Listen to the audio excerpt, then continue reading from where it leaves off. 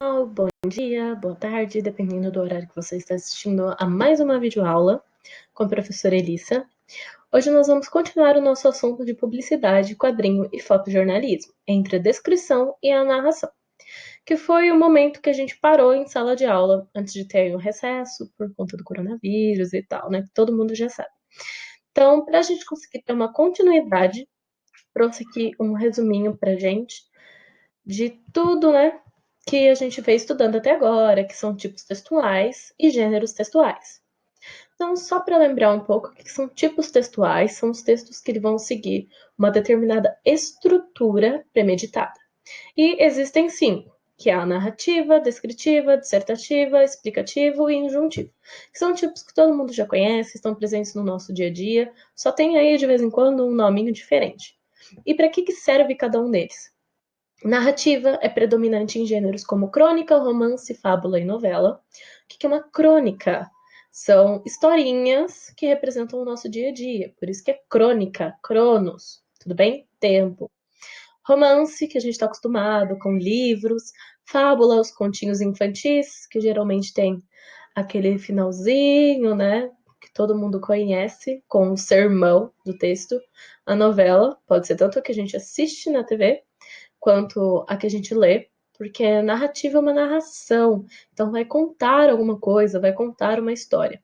Descritivo, como o próprio nome já diz, é uma descrição, então é predominante em gêneros como propaganda, anúncio, porque vai descrever alguma coisa. Dissertativo, gêneros como manifesto, resenha, argumentação, monografia, que é um gênero mais pro lado científico da coisa, que ele não vai abordar qualquer tipo de linguagem, é sempre algo um pouco mais formal, com uma linguagem mais culta, padronizada do que a gente está acostumado.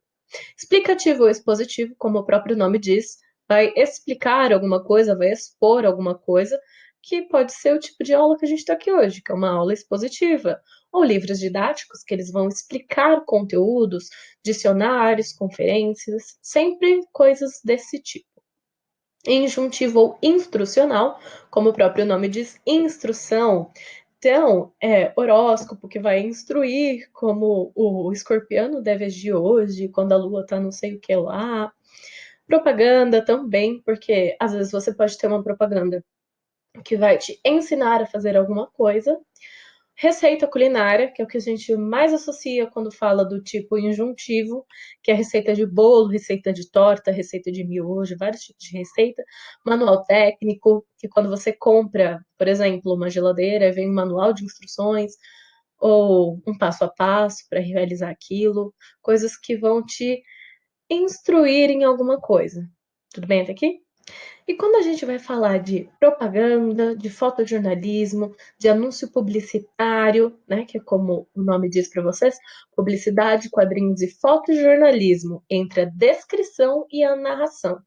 Ou seja, não é um gênero descritivo e não é um gênero narrativo. É a mistura dos dois, porque lembrem-se, os gêneros, eles se misturam dentro dos tipos textuais, nada é sozinho. Tudo está interligado quando a gente fala de texto. Pode ser que uma coisa predomine mais do que a outra, mas nunca é um só. Tudo bem? Então, como a publicidade, quadrinho e fotojornalismo está entre a descrição e a narração. Então, os tipos textuais que vão importar para a gente aqui, com maior peso, é o narrativo e o descritivo. Tudo bem? E quando a gente fala de narração, de descrição, dentro de publicidade, de fotojornalismo e de quadrinho, que acontece? Existem alguns recursos, porque esses gêneros diferentes, eles manifestam por meio de códigos diferentes. E o que são esses códigos? Lembra lá das funções da linguagem, né, que a gente tem função conativa, função apelativa, e a gente também tem, como eu posso dizer, os canais da mensagem, que a gente tem canal, código, tudo bem? Remetente, tudo isso influencia na hora de passar uma mensagem. Então, quando a gente fala que os gêneros diferentes podem manifestar-se por meio de códigos diferentes, a gente está falando simplesmente da linguagem que eles vão utilizar. Então, artigos de jornal se valem sobretudo de recursos verbais, outros, como pinturas, recursos visuais, e ainda há aqueles, como os anúncios publicitários e quadrinhos, que se valem tanto de recursos verbais quanto de não verbais. Ou seja, eles usam a linguagem falada, a língua falada e a língua escrita como recurso. Se não é verbal, não possui a língua. Então é imagem, pintura, não é a língua pela língua, tudo bem? Que são linguagem verbal, não verbal e sincrética. Esse nome novo aí, sincrético, é o que a gente conhece por linguagem mista, tudo bem? Só que esse é o nome técnico, linguagem sincrética ou texto sincrético. É esse texto que vai misturar tanto a linguagem verbal quanto a linguagem não verbal para trazer para a gente uma mensagem. Então, aqui, ó, lembrem-se de que gêneros textuais diferentes podem manifestar-se por meio de códigos de linguagens diferentes. Novamente, só para reforçar esse ponto que é muito importante. E o que é um código? É a maneira pela qual a mensagem se organiza. Então, pode ser a língua oral ou escrita, gestual, código Morse, sons, tudo bem? Então, é sempre essa maneira que a gente vai organizar a nossa fala, a nossa mensagem. E óbvio que, quando a gente fala dessas linguagens textuais, elas têm algumas características próprias. Então, a verbal, ela é composta por signos verbais, que como ocorre em um poema épico, uma crônica ou um artigo de jornal. Ou seja, é o texto escrito ou o texto falado. E a gente tem a linguagem não verbal, que pode ser composta apenas de signos não verbais, que são coisas visuais, ou seja, é uma imagem, um desenho, uma fotografia, uma pintura, que elas vão passar uma mensagem para a gente, elas vão ter um código específico, só que não vai ser um código verbalizado, vai ser um código visual, vai ser um código diferente. Utiliza-se de outros recursos além dos signos verbais. E nós temos, por fim, aí a linguagem textual sincrética, que organiza esse texto sincrético para a gente. Então, quando a gente fala dessa linguagem sincrética, desse texto sincrético, é essa mistura do verbal com o não verbal, como tirinha, charge, anúncio publicitário, tudo que vem um texto e um desenho e a partir disso te traz uma mensagem. Essa mistura a linguagem verbal e da linguagem não verbal, que é comumente conhecida como linguagem mista. Só que aqui a gente vai usar o termo de linguagem sincrética ou texto sincrético. Tudo bem? E apareceu aí uma coisa chamada signo, signo verbal, signo não verbal, signos verbais e não verbais. É signo de horóscopo? Não. É o signo que foi imposto pelo nosso pai da linguística chamado Ferdinando Saussure.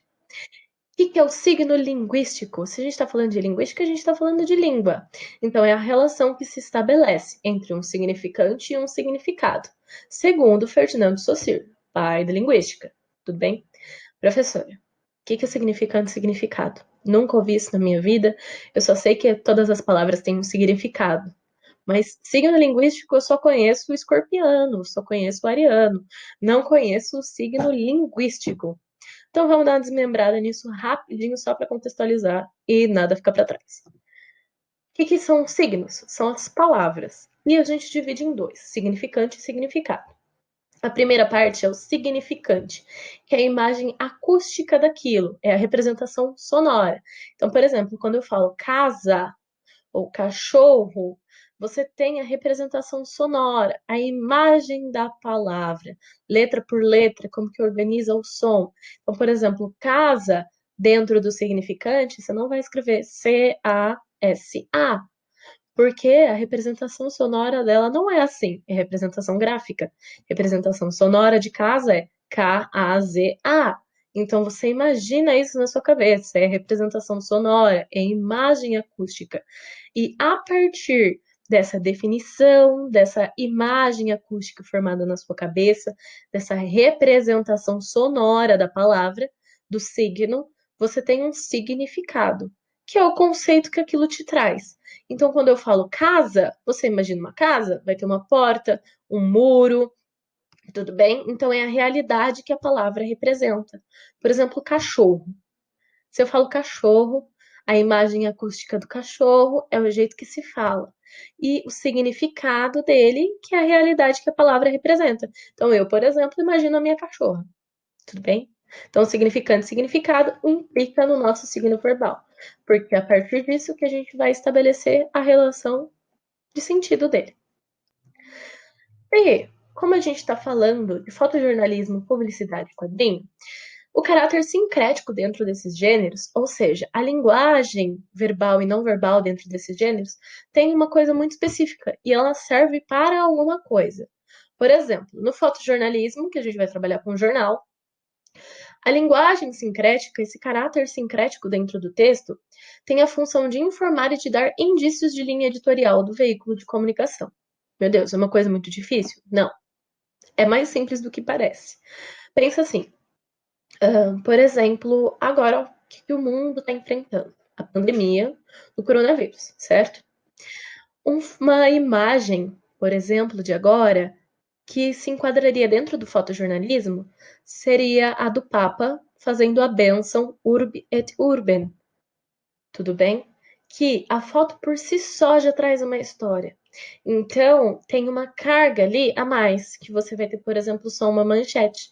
Não precisa nem de um texto, ou pode ter um texto explicativo, só para contextualizar as pessoas que não estão entendendo o que está acontecendo. A publicidade, especificamente os anúncios publicitários. O que acontece? Quando a gente tem um caráter sincrético dentro desses textos, a publicidade, ela é basicamente a mistura da linguagem verbal com a não verbal. E para que serve isso dentro?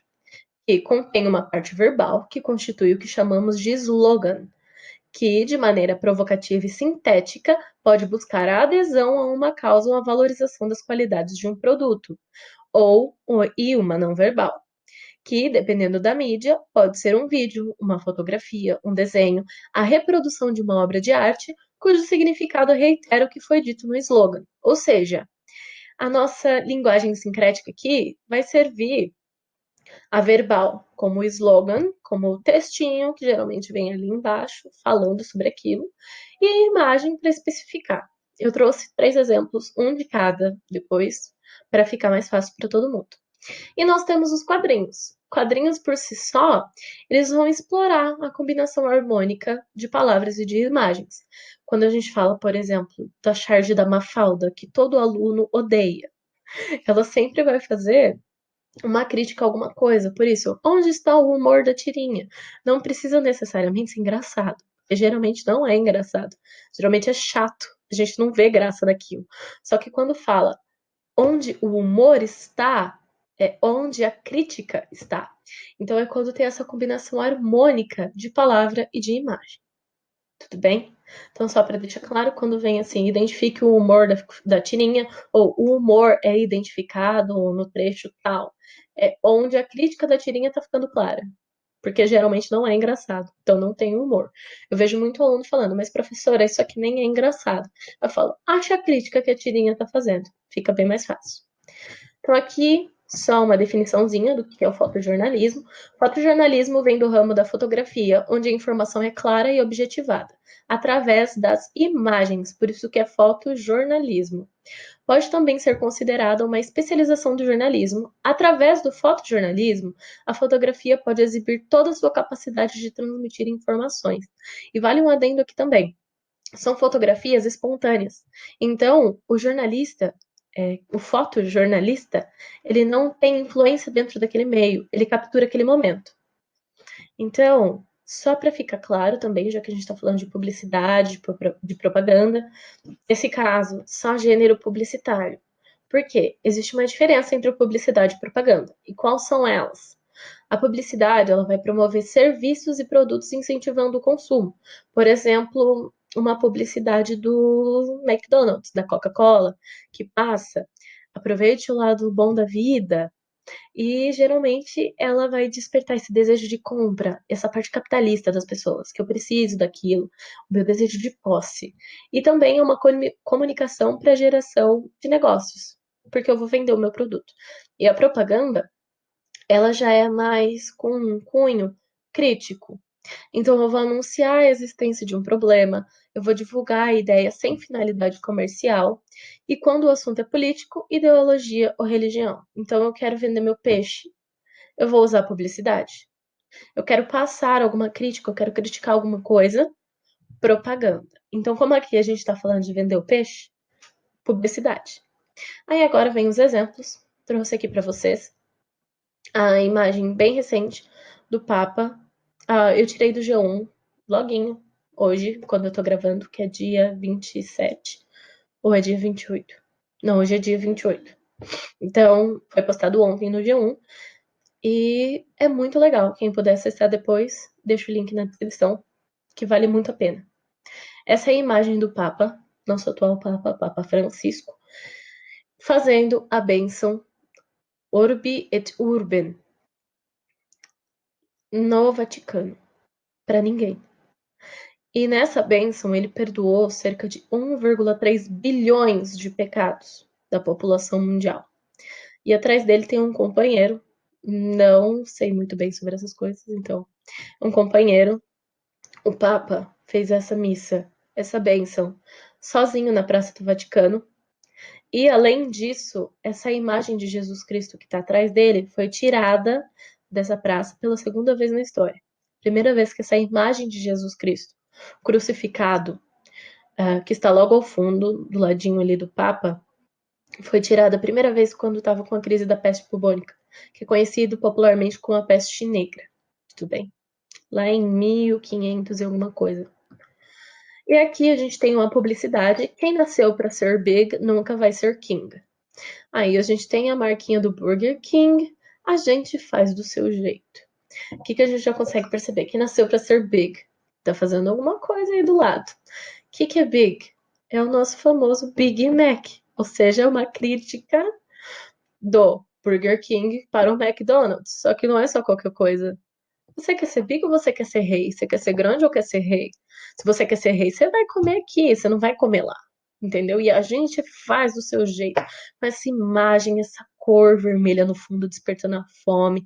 A imagem desse hambúrguer desperta a fome. Então, tudo quando a gente volta lá para a publicidade, promete o consumo, incentiva o consumo, está promovendo esse serviço e a arte de despertar o desejo de compra. Quem depois de ver essa mensagem não está morrendo de vontade de comer um Whopper duplo com queijo e bacon? Você pode ser grande, mas você pode ser rei. Eu prefiro ser rei. Tudo bem? Eu prefiro Burger King. Então, nesse caso, essa publicidade me pega de jeito, porque eu adoro Burger King. Tudo bem? E aqui, por último, uma charge, uma tirinha, né? Um quadrinho. E assim foi o descobrimento do Brasil. Como assim? E a versão dos índios?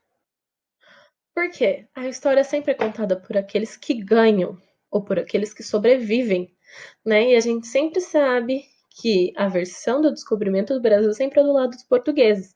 Então, o que acontece? Aqui ele quer a versão dos índios, ele quer o outro lado. Mesma coisa quando a gente lê, por exemplo, livros de guerra. Sempre que contam, quem contam essas histórias são as pessoas que venceram a guerra, nunca são os perdedores. É muito difícil achar a mesma história que retrate os dois lados. Então aqui ele queria saber, mas e a parte do índio? Como que foi o descobrimento do Brasil? Tudo bem até aqui? Então só retomando rapidinho, voltando aí, isso aqui, linguagem textual, que é o mais importante pra gente. Verbal, não verbal, sincrética. Sincrética é a mista. Tudo bem? Signo, relação que se estabelece entre significado e significante, e a palavra, com um significado plausível. Ela precisa ter sentido. E aqui, de novo, nós temos também gêneros diferentes podem manifestar-se por meio de códigos diferentes. Então, nem sempre eu vou utilizar um mesmo código para explicar o meu pensamento. Às vezes eu preciso de outros. Então, só para finalizar tudo isso, quem assistiu até aqui, muito obrigada. Agradeço a visualização de vocês aí. E agora, deixo a lição. Pessoal do segundo ano, fazer os exercícios das páginas 16 e 17, nós começamos esses exercícios em sala de aula. Então, alguns vão ter começado, outros acho que também. Espero, né? E também a tarefa mínima e complementar do plural. As instruções estão na página 17 da apostila. E a produção textual, que é pedida na página 18, que é a produção textual da FUVEST, sobre publicidade e propaganda. Se eu não me engano, é da FUVEST de 2013 que foi aplicado. Mas está tudo explicado para vocês. Qualquer dúvida, entre em contato.